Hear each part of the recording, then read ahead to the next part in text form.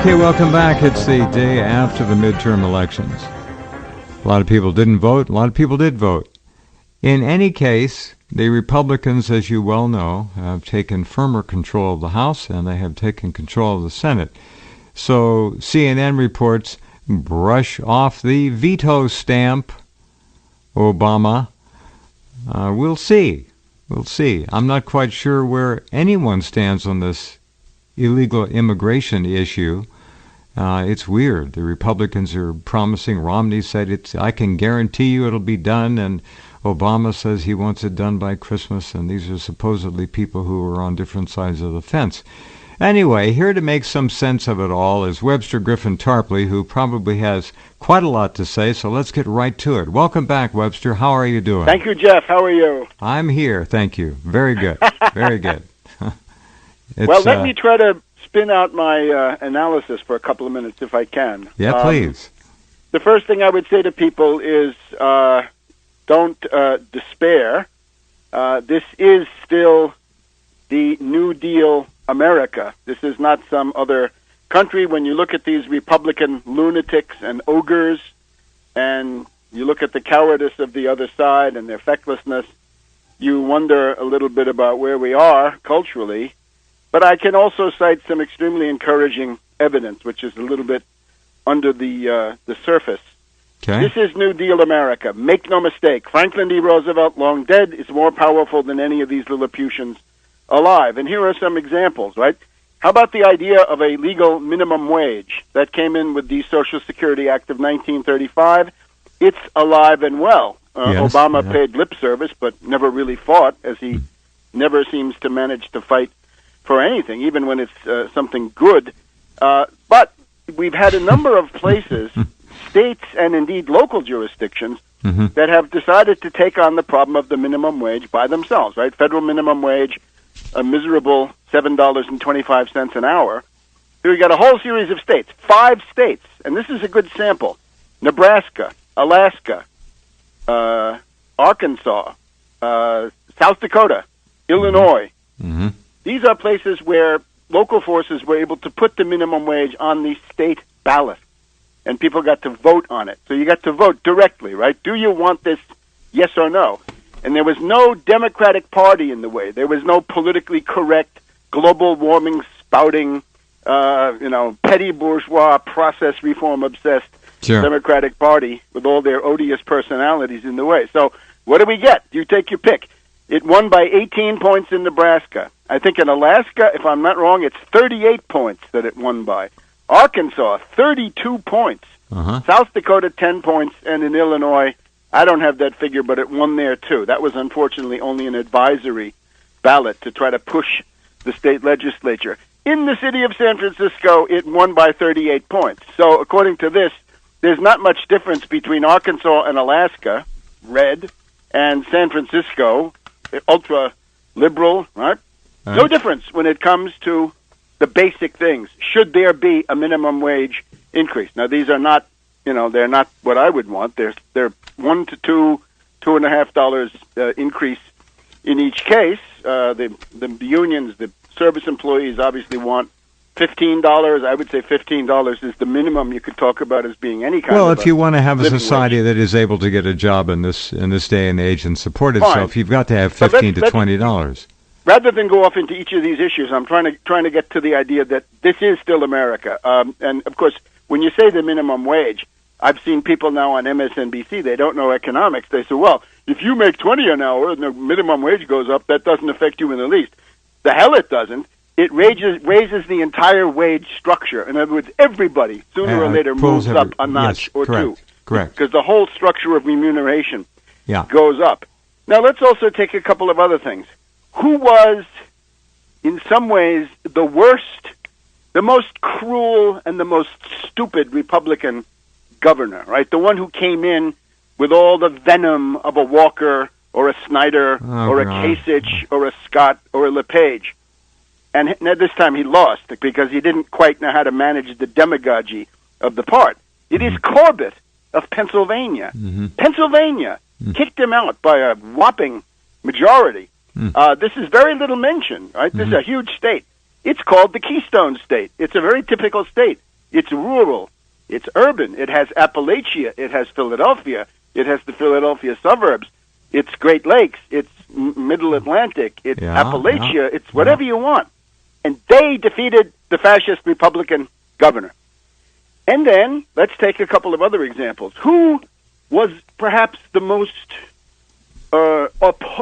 exposed and discredited agent of Wall Street among the various Republican candidates? I don't mean this moron woman from Iowa who castrates hogs, because nobody knows what she represents. She represents Koch, of course, but the average person doesn't know that. But in the case of one senator, he had already been a senator, and he had been the most vehement agent of Wall Street in the so-called financial reform process, and he was running again. And I'll give you a couple of hints. His campaign song was Just a Gigolo, and his campaign manual was called The Carpetbagger. Jeez. Of course, what kind Scott of advice Brown, is he getting? Scott Brown, who went from Massachusetts to New Hampshire on a carpetbag trip, and he was defeated. And this is somebody who, remember, he had run for office with this typical cultural populist demagogy, right? In his case is, I drive a pickup truck. We remember the jelly beans of Reagan, the horseshoes of Bush, the plaid shirt of Lamar Alexander, the brush clearing of Mad Dog Bush the Younger, and on and on. In this case, his was, he drove a truck. Well, as I've always said, he drove a truck through any reform provisions that might have been in that Dodd-Frank, right? He destroyed even the weak and watered-down Volcker rule, which was itself a very pallid thing. But he was defeated, okay? So the guy where you could say, you were a senator and you worked for State Street Bank, Wall Street, in effect.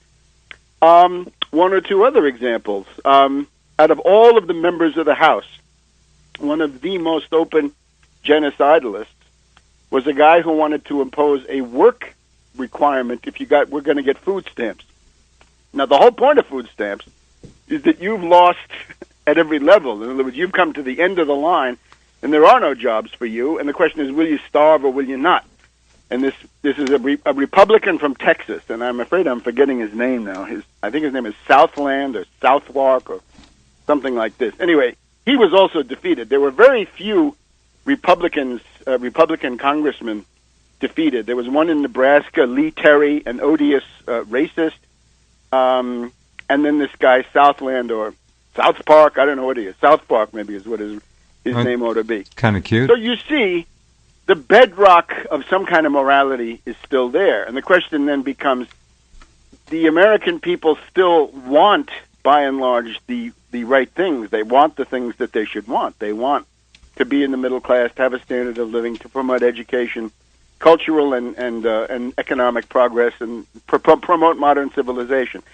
But then the parties get in the way. So maybe we should look at this. Now, I have to point out, as I have over the recent years, my perspective is this. I have a perspective for political reform. It is the destruction, root and branch, of the Republican Party. It is racist. It is reactionary. It is bigoted. It is an enemy of human civilization in general terms. Get rid of it. Break it up. Let it dwindle to a regional party or several regional parties. And you can see how it would, right? The establishment wing and then the Yahoo troglodyte wing. Although all controlled by Koch, and we'll talk more about that. But, of course, once the Republican Party is gone, and I have a friend who was running in such a district, right, in California. The Republican Party has largely disappeared in California. So you're dealing with the post-two-party system, the post-Republican world. California shows the United States its future. So out there you have to have different methods, right? So the question then is, you have Wall Street Democrats, and then you have populist, New Deal, pro-labor Democrats. The latter group is the minority, of course. But the Wall Street Democrats have to be defeated. The Democratic Party would then have to be split. And that is the best scenario, believe me, for all concerned, whether people realize this or not. Because if it should turn out that the Democratic Party collapsed first and the Republicans were to take over power, that, I'm afraid, would pose a grave threat of a transition into fascism. So that we obviously don't want. So that's my strategy. It used to be, Germany first. In this case, it's going to be Republicans first. But now, the other question is, where do we stand, right? Remember that the party in power always loses in the sixth year of a two-term president, right? Usually it's, 20 seats in the House, 6 or 7 seats in the Senate. This is not out of whack with that, right? And Obama did somewhat better in the House than Clinton or Reagan or people like this. Eisenhower certainly had tremendous losses in the 1958 election. So you get the idea. So it's something that happens, right? It's also important to keep a historical view. You realize that this is sort of a rhythm that's built into the system. However, there are then specific problems. In the first year of a presidency, the Wall Street financier oligarchy wants to control the president.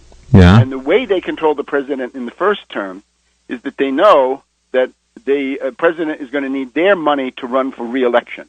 So therefore, the control mechanism is clear.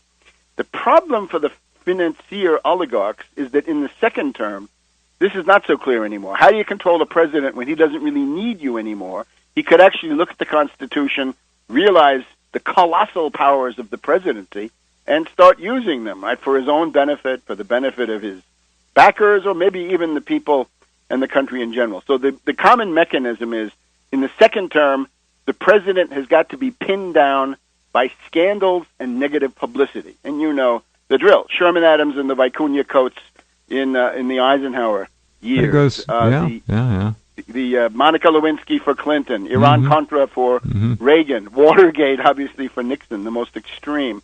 And in the case of Obama, Webster, real quick, just 30 seconds. Was Watergate that extreme, really? Well, yeah, certainly, because it was a CIA operation. Let's have no doubt about that. You look at who were the plumbers, right? James McCord of the CIA. Yes. And then Howard Hunt was the most famous CIA agent of the Cold War. Well, certainly the CIA was involved with a hostage issue too. Heavily, okay. But he was heavily involved then with the Kennedy assassination. I mean, come on. So those are the methods, right? The Kennedy assassination is a way of preempting all of this, because otherwise, with Kennedy, Wall Street would have faced the same problem between 65 and 69, and they would have wanted the Vietnam War and maybe not gotten it. So you get the idea.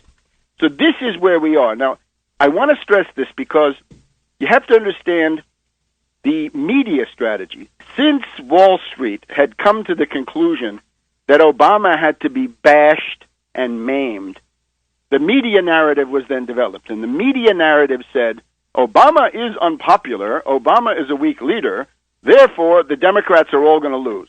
So that's the ruling class line. And I don't see any doubt about that at all. The Republicans, once again, this year had more money, almost exclusively from the Koch interests and similar people, but they also...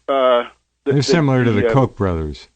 Well, I think the Koch brothers are putting on airs, right? You know the old movie with W.C. Fields, and his name is written S-O-U-S-E, and he wants to be called Sousé. Doesn't want to be a souse. He wants to have an accent aigu over the E. Sousé. So wonderful. The main thing, though, is the media, right? There's a relentless negativity in the media narrative. If you watch Morning Joe on MSNBC, total negativity, pessimism regarding the Democrats. CBS, right? Look at Face the Nation this past week. An orgy of anti-Obama propaganda. The Cook Political Report. The Cook Political Report is supposed to be, a kind of an evaluation service, but they were in there, spreading defeatism, gloom and doom, impossible, and so forth. So that in the last couple of hours, this guy Charlie Cook, the head of the Cook Political Report, has offered his analysis of what happened, and he said it was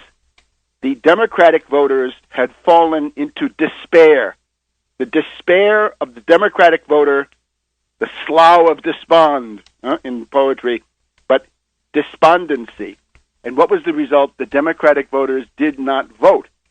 There was a 2/3 stay-at-home vote. 1/3 voted, and in particular, 30% of the black voters came out when that had been quite a bit higher in the previous election. So this is a voter suppression operation at a very high level, right? You spread pessimism. It's pointless. There's also the ugliness, right? The Republicans love to have mudslinging, acrimony, insults, vulgarity, because then people fall into despair. They give up. They stay home. They drink. They, go on vacation. God knows what they do. They just don't vote, right? Because they're hopeless. They're resigned. They're apathetic. And that is the greatest desire of the Republican Party, is apathetic, resigned voters. Okay, so that I think is absolutely critical. One of the great things that the Republicans have done for the media have done for the Republicans in this is not to ask them what they will do. If you get a Republican on there, he starts off saying, "Oh well, we hate Obama, and my opponent voted with Obama 95% of the time, so that's an open and shut case." But wait a minute, what are you going to do? You're going to take over the House and the Senate or the governorship or whatever it is, and then what? What are you going to do? What are your intentions? What's your plan? What's your program? And this was very, very seldom asked, wasn't it? So much so that today we have Republicans coming out saying, well, the message of this election is that the people want to lower the corporate income tax from 35% to 20%. That was the message? Have to say, that is absolutely absurd. That is absolutely preposterous that anybody in large numbers voted for that. They did not. So it's absolutely crazy. Yeah. Here's another one. Obama is unpopular. Yeah, okay, Obama is unpopular. He deserves to be unpopular, no doubt about it. But how unpopular? Obama's sitting there a little bit over 40%. He's unpopular. He's negative, right? How about the Republican Congress, the Republican House? Where are they? They were down to about 6% at one point. 6-7% was their Were they bottom that level. Low? I didn't know Yeah, that. sure. Go and take a look. 6%. It's called Real Clear Politics. Yeah. Will show you the approve, disapprove on the House or the Congress for the last several years. And you will see that they reached about 6%. By the time of the election, they were about 10-12%. Because one of the reasons was that as the election approached, the mighty Wurlitzer of the controlled corporate media, the CIA, Wall Street media, began to start grinding it out, right? Obama is unpopular. The Republicans are going to win. So this had an effect of a little bit of an updraft for these odious Republicans from the House of Representatives, right? The cavemen, right? The barbarians, the primitives, the troglodytes, whatever you want to call them. So you could have, and I think the only pollster, I have to say, who was accurate about this is Stan Greenberg. Not Cook, not Rothenberg, not what's that guy's name? Whit Ayers? Ayers. No, not him. No, and not that Ayers. I don't think. Just joking. But I don't know.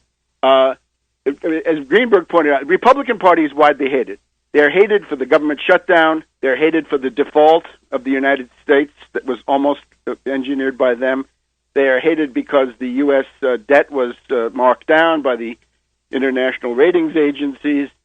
Generally, gridlock is identified with the Republicans of the House of Representatives, so they're not popular. And the Republican governors, especially hated because of union busting, wage gouging, and the big thing, I think, is education cuts. You'll see that every reactionary Republican, from Walker to Kasich to Scott to LePage to, well, anyway, I hate to leave out any of these ogres, but you get the idea. Snyder, they were hated. Brownback, they were hated because they cut education. And here's the point where the Republican voting middle class says, wait a minute, what are you doing? You're cutting my kid's education. I want my kid to go to college. I don't believe that, crap that is turned out by the American Enterprise Institute that college is not worth it, or, Peter Thiel. No, I don't believe that. So there was a huge backlash about that. And there are a couple of sad states. There's Massachusetts, and then there's Maryland, unfortunately, right here, where we now have reactionary Republican governors that have crept in because they were not asked, what will you do? And they're going to attack the education system. And it's tragic. Here, Maryland is the richest state with the best school system. And between Gaithersburg and Rockville in the D.C. suburbs, it has one of the best qualities of life anywhere in the United States. And you can kiss that goodbye because Larry Hogan has come to town, and what he's going to, you can see it, it's tragic. He's going to cut and gouge the education budget and use that to give tax windfall bonanzas to his rich friends. And then I hope there'll be a backlash. The one thing I would say is that Walker was able to do what he wanted to do in Wisconsin because he controlled the legislature. This Hogan here in Maryland does not and will not, as far as I can see. So, all right. Very good. You're on a roll here. We have to pause just for a couple of minutes. Hang on, and we'll come right back. I don't know. Was this of any interest to you yesterday at all? Great interest, sure. It has to be. Okay. One of the things is you just voted yourself a war. Let's talk about that. Oh, the neocons are going to go crazy. All right, hang on. Back in a minute with Webster. Okay, and we're back talking to Webster Tarpley. The day after mopping up the blood. Not too much blood. All right, go ahead, Webster. There is blood. It is estimated that 17,000 Americans are going to die every year that reactionary Republican governors refuse the Medicaid expansion. Okay? That's Rick Perry. That's people like that. Right? They will not allow this cheap health care to be extended to poor people. Right? Similar. Yeah, well, Jesus, they allow the best health care to be extended to all the illegal aliens, and we get screwed. So how do we answer that? I don't share the rant on the illegal aliens, but maybe we get to that at the end. I don't care who it is, Webster. It's just okay, let me put it this way, please. Non-American citizens get the best health care by law, and Americans eat shit. Excuse my French. Well, that's the truth. The statistic that I have that I would have worked with, if I were Obama, 17,000 Americans are going to die this year because the Republicans refused the Medicaid expansion. And that's 3 times more than died in Iraq. That's a lot. That's a hefty figure. That's not quite genocide, but it's mass murder.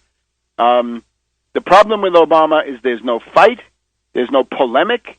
He should be setting up ambushes for the Republicans, He's not doing anything. Fields of fire, staged confrontations. He doesn't I'm telling you what a real president would do. Or better yet, what I would do. Were I president, this is what I would do. Yeah, with far fewer resources. I told you to run years ago. You wouldn't listen to me. All right.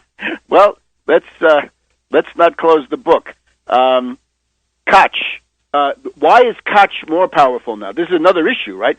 They could have hauled Koch before the Senate committees, which they now can't do. Investigate Koch. How are you wrecking the process of American democracy, Koch? How much of your money comes from Red China, which wants to keep a weak United States and therefore pays to elect Republicans, right, who essentially destroy the country? The thing is, Karl Rove and company in the year 2012 they got a lot of money from rich people, and they promised victories with Romney and with many others, and they got very little. Most of that money was simply squandered. So it meant that the Republican donor class fled the scene. They were not going to be there for the Republicans, and the difference was made up, by and large, by the Koch brothers, the so-called Koch brothers, as they put on society airs.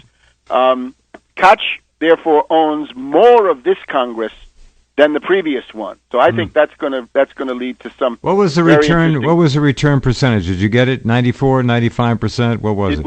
It was 5% positive last time, and this time I haven't been able to calculate it. Also because it's a lot of it is secret, as you know. Okay, so here are a couple of other considerations. The petty bourgeoisie, the middle class, is interested in knowing who is stronger. And they look and they say, is Obama stronger or are these raving reactionaries stronger? And it looks like the raving reactionaries are stronger, the racists, the bigots, and so forth, but they're stronger. There's a tremendous element of hypocrisy in the middle class which says, can't we just get along? Can't we please be bipartisan? Can't we, do the job and come to compromises? And then they turn around and vote for the party of national sabotage, right? the wrecking ball of the Republican Party, right? Government doesn't work, elect us, and we'll prove to you that this is so. But I have to now. We have to put the onus on the Democrats, right? What's with them? It's a very ugly picture. The first thing, the overriding problem of the Democrats is they have no job creation program. They have no economic recovery program. The official position of the Obama administration is that the Great Recession of 2008-2009 is over, and that no more anti-recession, anti-depression programs are needed. All they'll recognize is income inequality and, to some extent, the minimum wage at a $10 level, very low, should be 50% higher than that. But they won't even fight for that, because Obama is unwilling to really set up confrontations with Congress. Obama, for example, could have said, after the government shutdown a year ago, saying, Republicans, you want to reopen the Congress? You put the minimum wage on there and I'll sign it. Otherwise, you can stay out in the cold and swing and twist in the wind. Or it could have been put on various budget bills and so forth. But he obviously didn't do this. Now, the jobs program, in other words, if you don't have mass traction economic demands working for you, you're doomed, because we are in a world economic depression. It's more acute in certain countries from time to time, momentarily more acute now in Europe than in the United States, but slowdown everywhere and world economic depression. So as long as that goes on, you've got to think about the recovery of the world from such an economic depression. Obama refused to do this. I remember going down to the Congress in 2013, working with some Democratic congressional officers, try to get some content into the Martin Luther King anniversary, right? The I Have a Dream in the summer of 2013, the 50th anniversary of that. And I met a very intelligent female staffer there, and she said, the problem with the Obama White House is they only want to talk about war on women, immigration. They wanted to exploit the tragic possibilities of, cases like Trayvon Martin at that time, and similar things. And so where's your job program? Where's your recovery program, right? Where's your infrastructure program? This was not really a serious point. But now let's look at the other opportunities that they've thrown aside. Let's start with war, okay? War. You didn't hear much about war in this election, but war was absolutely an issue. McCain had come out in Santa Monica speech a little bit before the election saying, if we Republicans take over the Senate, John McCain will become the head of the Senate Senate Armed Services Committee, important post, and he will press for not one war but two: ground troops, land divisions, tanks, special forces for Syria and for Iraq. How about that? The American people, in their infinite ignorance, have just voted themselves not one, but two wars. And, of course, the problem is not so much the American people, although it is that, but that the Democrats should have been all over that. They should have been pounding that. If you remember the Mitt Romney 47% tape, or the various tapes, the rape tapes from Aiken or Murdoch the Morlock in Indiana, you know what you can do with these tapes once you get them. Democrats didn't do that. They were silent about McCain. And McCain had another tremendous vulnerability, which we tried to exploit, that he had literally met with a kidnapper, a cannibal, and a caliph, right? A guy who had kidnapped Shiite pilgrims, a guy who had eaten a human heart on video, and the Caliph Ibrahim. He's cavorting with ISIS. He's cavorting with the top terrorists in the world, and then turning around and demanding two wars. Yeah, that would have been a great issue. And he's practically the leader of the Republican Party. That's true. Yes, I agree.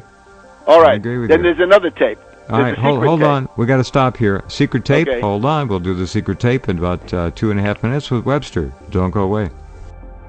Okay, right back to Webster Griffin Tarpley. All right, the secret tapes, Webster. We're on the edge of our chairs. The things that could have been used to profoundly punish the Republicans in this cycle would have been McCain promising two new wars, McCain cavorting with the kidnapper, the cannibal, and the caliph, terrorists, ISIS, and then the Mitch McConnell, David Koch tape, where Mitch is asked, what are you going to do if you take over? And he said, well, we're going to use riders, we're going to use budget reconciliation, we can dictate everything with 51 votes if we have the House.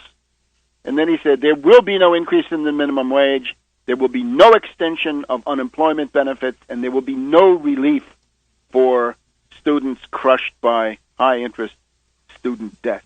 That was passed over in silence. Really, the only one who made anything out of that was Allison Grimes there in Kentucky, who it seemed to me showed certain fighting instincts. Right, some of her ads were rather radical. Some of her statements attacking Mitch and Koch, the Mitch and Koch show, but that was not picked up by the Democrats in general. The other one would have been Ebola. Right, the center of the epidemic is in Texas.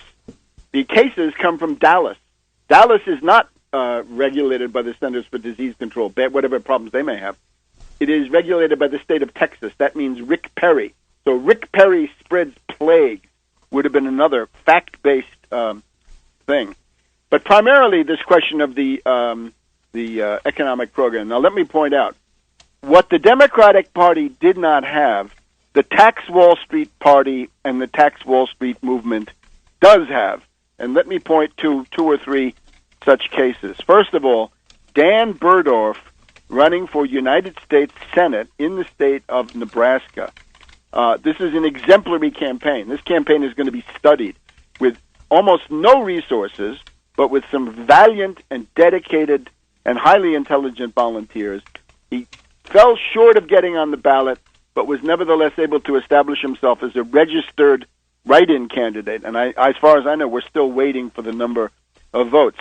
Dan Buhrdorf was able to participate in the official Nebraska Senate debate with Ben Sass and Domina, the labor lawyer for the Democrats, as well as a couple of other candidates. Right? He got national AP wires, things that even found their way into the Omaha World Herald and to newspapers from Nebraska to Florida and all sorts of other places. So Dan Buhrdorf, first of all, an exemplary model. Look at the programmatic material. You can find it in danfornebraska.com. So that's the heartland, right? That's a red state, and there were anomalies there, right? That's where this guy Lee Terry, Republican incumbent, was defeated, and there were anomalies going on in Kansas and in Iowa, and one of these days, somebody like Dan Buhrdorf is going to get a little bit luckier and have that fall into his lap. Let's take another one. Let's go to the 5th Congressional District of California, Napa, Sonoma, St. Helena in California. And here, the independent candidate, but once again, part of the Tax Wall Street movement, or friendly to the United Front Against Austerity, is James Hinton. Now, he was in a two-way race with the entrenched Democratic Party hack, Mike Thompson. Now, again, this is post-Republican. There was no Republican candidate. And James Hinton was able to garner 25% of the vote, and that is 30,000 votes. Now, let's also put this in relation to the expenditures. You remember Bloomberg, when Bloomberg ran for mayor of New York for the last time? Oh, yeah. I think he had to pay, I'd like to refresh my memory, but it's about $150 per vote, I think, that he got. I mean, he put billions, if I'm not mistaken, or hundreds of millions into this thing. Anyway, a huge number of dollars per vote. With James Hinton, it doesn't go that way. It's not dollars per vote.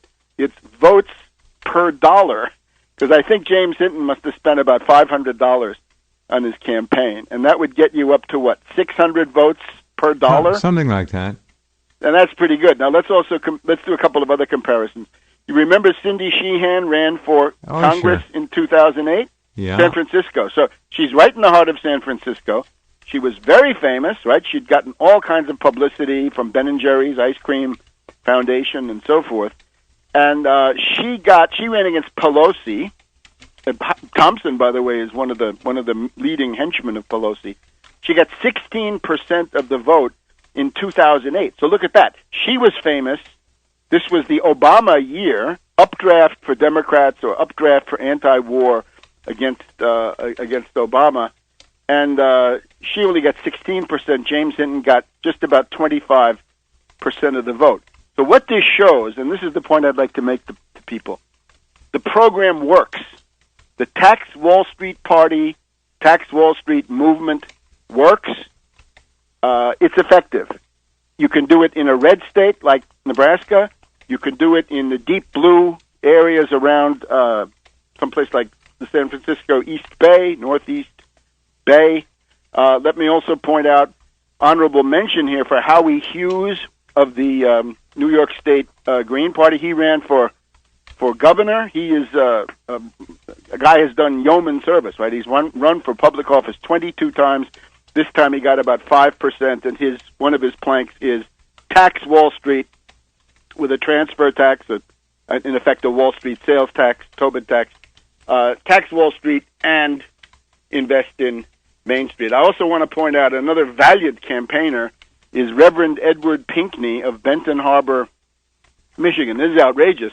He was distributing petitions to get signatures for a recall of Mayor Hightower of Benton Harbor, Michigan, Mayor Hightower being a clone of the Whirlpool Corporation Wall Street interest. And, of course, in Michigan, you have this fascist law, right, the emergency management law, which was to put emergency managers, the people I call little Hitlers, in control of the city of Detroit. You've got one there now. All kinds of other places, Flint and Benton Harbor. So Reverend Pinkney has now been framed up with the allegation that he was forging signatures on this. It's absolutely absurd, and people could take a look at that. It's a group called Banco. It's a black resistance organization against this kind of tyranny in Michigan. BANCO. You can look that up, and it's in Benton Harbor, Michigan. One of them is BH Banco, Benton Harbor Banco. So those are examples of what can be done with very limited resources. So I say to people, if this system is repulsive to you as it is to me, then join us. We're going to be running more candidates next time around, right? Check out United Front Against Austerity, Tax Wall Street Party. Check out tarpley.net, and you'll see all this stuff. This program works. To put it bluntly, my program works. It expresses the deep aspirations of the American people, New Deal America, to get on the road to economic recovery, full employment, upward social mobility, greater fairness, greater income equality, without fetishizing equality. The main thing is that everybody should be rising, and those in the bottom should be rising at a more rapid rate. So I think that's the thing. The Democrats failed. I'll give you a specific example. Here in Maryland, how could Larry Hogan ever win against like a 2-to-1 superiority of registered Democrats? Well, the Democratic machine here, God bless them, decided that they were going to tax different things, and the most absurd one is the rainwater tax. Have you heard about the Maryland rainwater tax? Not in particular. The idea is this. If you have a surface area of your property, and especially if you have it paved, if rainwater falls on this, the raindrops come down, they fall on your concrete or your macadam or whatever you have, your driveway, and then that's going to go into the sewer. And that's where they want you to pay a fee, a tax, for the amount of water. They're going to charge us to breathe pretty soon, Webster. Right, fine. Carbon footprint. And the alternative to that is, if you don't like that, you better be for the 1% Wall Street sales tax, because this is obviously penny ante stuff. That's the Tarpley tax. The biggest river of money in human history, or the history of the universe, flows from Wall Street to the Chicago options markets and all around the world. You start skimming off 1% of that. Things get very interesting. Howie Hawkins in New York calculated that about $20 billion that could have solved most of the problems of the state of New York are lost because the state insists on refunding the tax which is collected, giving that back to Wall Street, because Wall Street says otherwise they'll go to Jersey, which they never will, right? There's no glamour in Hoboken. There's glamour on Wall Street, right? You can't move Wall Street to Hoboken. It wouldn't be Wall Street anymore. So You get the idea. Now, Obama, what could Obama have done? There's a million things he could have done. He could have talked about the 17,000 people that are going to die if Medicaid is not extended. He could have launched. He could have launched all kinds of things against Koch. He could have said, "Hey, the idea of refinancing all student loans at 0.75%, almost 0%, out of the Federal Reserve. That's a good idea. Let's force the Republicans to vote on that." One of the things people notice, the youth did not vote for Obama, right? Well, why should they? He didn't lift a finger. Elizabeth Warren comes out last year. This was the Elizabeth Warren of 2013. She's repudiated it since. 0.75%. And then nothing. Now she's up to 3.5%, I think. So the students and youth look at that, millennials, and say, "Obama, you're a sellout, right? You've betrayed us, in effect." The point is, you've got to do something for such people. You'd have to go for 30 million jobs, and as these tragic summer shootings often point out, you need about 5 million emergency jobs for kids who can't find work any other way. They have to be employed by some kind of Works Progress Administration or Public Works Administration. Okay, wrap it up. Those What's going to happen? Ideas. What's going to happen for the next 6 months? Or what's Obama going to do? I'm hoping for gridlock. I'm hoping that Koch will have his say, and the big danger is that Obama will cave in the way that Clinton caved. Remember, the last 2 years of Clinton gave you the deregulation of derivatives and the abolition of Glass-Steagall. So the extortion on Obama now, he's narcissistic, right? He worries about his legacy. That's, I think, the big danger. Can you imagine? Don't let him sell you out. The Obama library.